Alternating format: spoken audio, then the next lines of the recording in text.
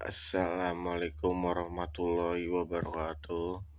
Perkenalkan, nama saya Muhammad Azikra Fauzan, Prodi Studi Manajemen, kelas malam, semester 2, dengan nomor NIM 28922500086. Hari ini saya akan mengerjakan UTS semester genap tahun 2022-2023 dengan dosen pengampu Pak Darmainis SEMM. Oke, hari ini saya akan mengerjakan UTS semester genap, diawali dengan kepemimpinan dalam manajemen. Kepemimpinan sangat penting dalam manajemen karena seorang pemimpin yang efektif dapat memimpin dan memotivasi tim untuk mencapai tujuan organisasi dengan lebih efisien. Seorang pemimpin yang baik harus memiliki keterampilan komunikasi yang baik, kemampuan untuk memotivasi dan menginspirasi, serta kemampuan untuk memimpin dan mengelola tim dengan baik. Oke, lanjut pemahaman materi yang disampaikan. Kepemimpinan dalam manajemen adalah kemampuan seseorang untuk memimpin dan memotivasi tim atau organisasi dalam mencapai tujuan yang telah ditentukan. Hal ini melibatkan menggunakan berbagai jenis keterampilan interpersonal seperti kemampuan untuk menginspirasi dan memotivasi orang lain, kemampuan untuk berkomunikasi secara efektif, dan kemampuan untuk membangun hubungan yang baik dengan orang lain. Dalam konteks manajemen, kepemimpinan adalah salah satu aspek yang penting dalam mencapai tujuan organisasi. Seorang pemimpin yang baik mampu memimpin tim atau organisasi secara efektif, mengarahkan dan memotivasi anggota tim, serta mengambil keputusan yang tepat dalam situasi yang sulit.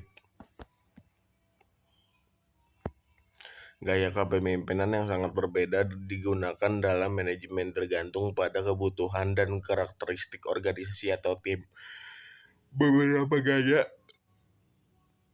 kepemimpinan yang umum dijumpai antara lain kepemimpinan otoriter, kepemimpinan demokratis, kepemimpinan transformasional, dan kepemimpinan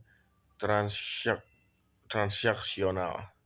Dalam era modern, kepemimpinan juga sering dihubungkan dengan konsep kepemimpinan berkelanjutan, di mana kepemimpinan diharapkan untuk memimpin organisasi secara bertanggung jawab secara sosial dan lingkungan.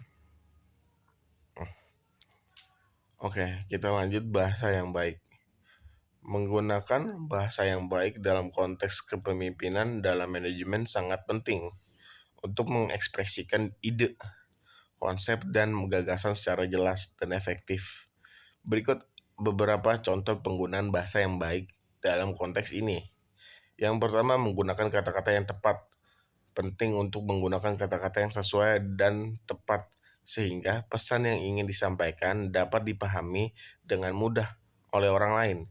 Hindari penggunaan kata-kata yang ambigu atau tidak jelas artinya. Yang kedua, menghindari penggunaan bahasa yang kasar. Kepemimpinan dan dalam manajemen melibatkan interaksi dengan banyak orang. Jadi sangatlah penting untuk menghindari penggunaan bahasa yang kasar atau tidak sopan.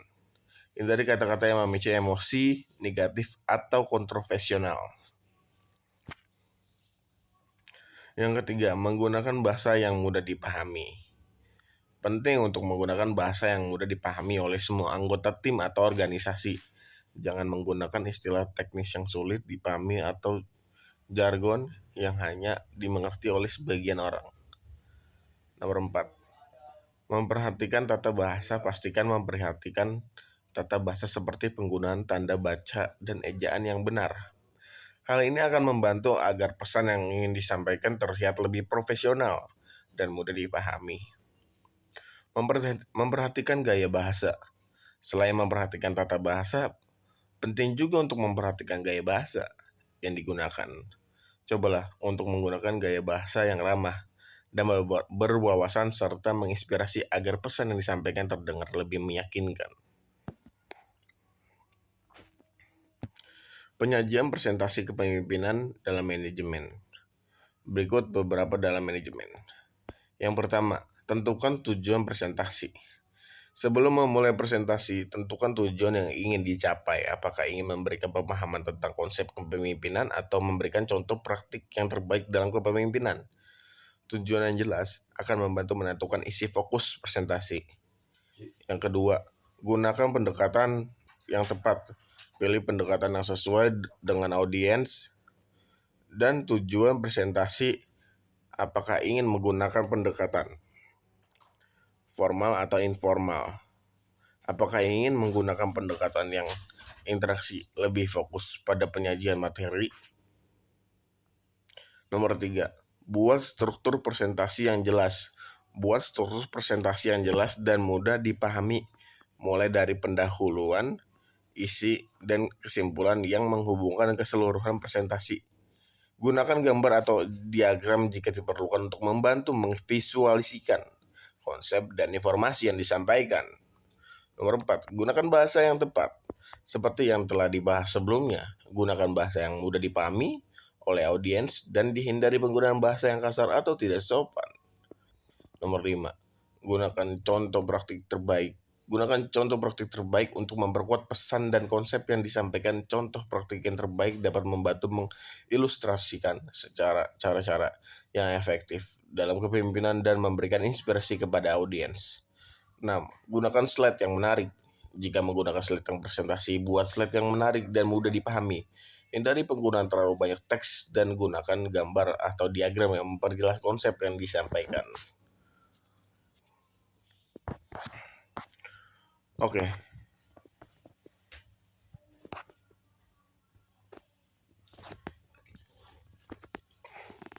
Sikap yang diperlukan dalam kepemimpinan dalam manajemen mencakup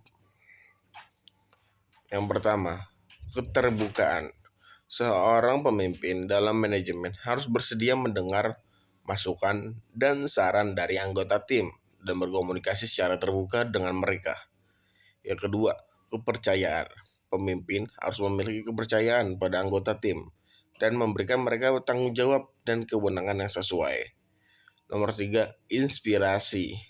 Pemimpin harus mampu memberikan inspirasi dan motivasi kepada anggota tim untuk mencapai tujuan bersama. Kepedulian. Pemimpin harus peduli dan memperhatikan kesejahteraan anggota tim serta memperlihatkan perhatian dan kepedulian terhadap masalah yang dihadapi oleh anggota tim. Nomor 5, integritas. Pemimpin harus memiliki integritas yang tinggi, yaitu konsisten dan jujur dalam tindakan dan keputusan yang diambil. Nomor 6, kesabaran.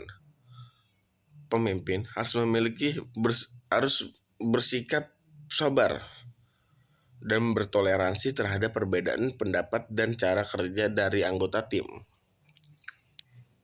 Nomor 7, kemampuan mengambil keputusan.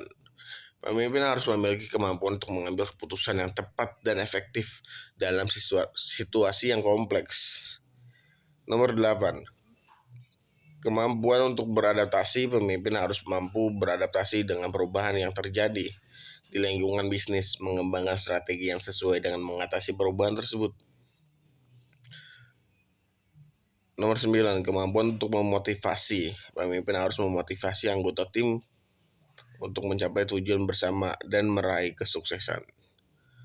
Sikap-sikap di atas sangat penting untuk menciptakan lingkungan kerja yang produktif dan harmonis, serta meningkatkan kinerja organisasi secara keseluruhan. Dengan menunjukkan sikap-sikap yang tepat, seorang pemimpin dapat membangun hubungan yang positif dengan anggota tim dan mencapai hasil yang lebih baik dalam manajemen. Sekian dari saya. Terima kasih. Oleh Muhammad Azikra Fauzan dengan nomor NIM 289 225 0086, kelas malam semester 2 Prodi Manajemen. Terima kasih.